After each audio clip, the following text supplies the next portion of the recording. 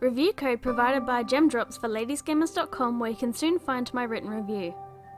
Spice and Wolf is a light novel series that has since been adapted into manga, anime, visual novels, and now a VR game. This one being developed and published by Gemdrops. The basic premise of the series is that Lawrence, the lonely travelling merchant, happens upon Hollow, the wise wolf, who has escaped from the village she'd been in. Since then, Lawrence continues on his work with Hollow as a companion. You don't even need to know that much to play it. While this game can use the VR goggles, they are not actually required to play. It's hard to call this a game, more like a VR experience. You simply view things from the perspective of the spot Lawrence is sitting on. Him and Hollow have come to an abandoned watermill to take shelter from the rain. While you watch on from Lawrence's spot, they will make conversation. Hollow will move around the room a bit so you can follow her to watch her interact with the environment. When they tell stories, some of the figures appear to illustrate it better. You can't interact in any capacity and have no input on the conversation.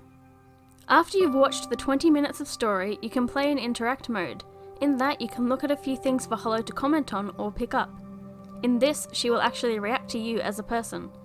There is a checklist on the bench for things for you to find. Without the ability to actually interact in any capacity, it appears you actually can't get one of the things on the checklist to happen.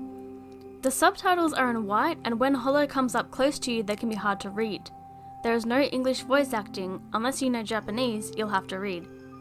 Visually, it looks okay. I feel that the models could look just a bit better considering it is all the game has to offer. The crackling fire is nice to hear, but the rain is quite a faint sound. The game looks a lot better when playing with the VR goggles on. The subtitles will follow your head, so half of my problem with it is solved. Unfortunately, whenever Hollow sits next to you, the subtitles will then intersect with her body, so you can't read it. In other versions of the game, you could at the very least have an opportunity to pet Hollow's tail. For some reason, despite having Joy-Cons, that is not an option in the Switch version. This was already bare bones enough without removing features.